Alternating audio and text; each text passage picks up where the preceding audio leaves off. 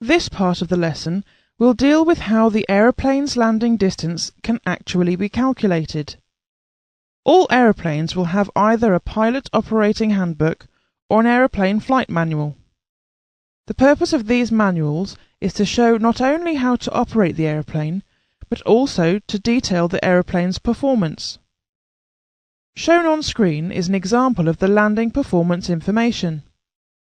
The example graph we will use is figure 2.4 on page 10 of section 2 in CAP 698. Always take a look at the associated conditions first, paying particular attention to the power and flap settings as shown here. Also notice that this graph assumes a runway which is paved, level and dry. If the runway conditions required for a given calculation are different, corrections will need to be made to the values that this graph will give. We saw these correction factors earlier. Notice this box here, which highlights the screen height speed for different weights. You may recall that the regulatory speed at the landing screen height is called VREF, and for a Class B single-engine aeroplane it had to be no less than 1.3 times the stall speed in the landing configuration, 1.3 VSO. A pilot must adhere to the VREF speeds shown here because they are the speeds which have been used to construct this graph. If a pilot were to deviate from these speeds, the required aircraft performance would not be achieved.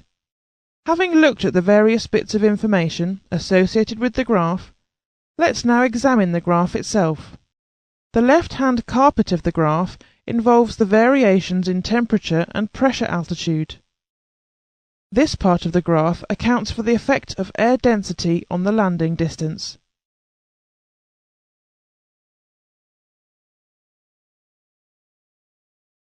In the example, we will assume a temperature of 5 degrees Celsius at a given airfield, situated 4,000 feet above mean sea level. To use the graph then, move upwards from 5 degrees Celsius until you have reached the 4,000 feet pressure altitude line. Then move right until you meet the reference line, shown here. The next variable is mass. In our example, let us assume a mass of 3,400 pounds. From the reference line, we must move down using the sloping guidelines until we reach 3,400 pounds, as shown here. From this point, we go horizontally to the right until the next reference line. The next variable is wind. In our example, we will assume a 10-knot headwind. Notice, though, that the slopes of the headwind and tailwind lines are different.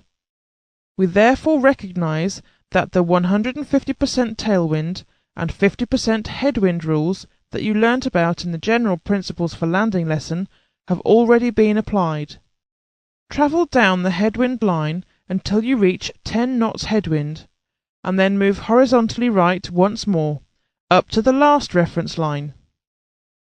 Remember that the landing starts at the 50-foot screen height. So from this point on the graph, we must move more up the guidelines to the end. The landing distance in our example, then, is approximately 1,350 feet from the 50-foot screen to the full stop. The landing roll, in other words the ground section of the landing, is just 860 feet. Let us now assume that the runway has a grass surface and that the grass is wet. Remember that both these variables cause an increase in the landing distance. Since the graph assumes a paved dry runway, we will have to make a correction to the landing distance for the different conditions. You may recall that grass increases the landing distance by 15%, or by a factor of 1.15, and a wet surface also increases the landing distance by 15%, or by a factor of 1.15. Our calculated landing distance is 1,350 feet. But correcting it for grass means we need to multiply this by 1.15 and again by 1.15 because the grass is wet. This now makes the landing distance 1,785.375 feet. Let us now assume the runway has a downslope of 1%. You may recall this would increase the landing distance by 5% or by a factor of 1.05. This now makes the total gross landing distance 1,874.64 feet. To comply with the regulations, you may recall that the landing distance must be within at least 70% of the available distances at the airfield. Therefore, multiply 1,874.64 feet by 1.43. This means that our landing distance available must be at least 2,680.74 feet.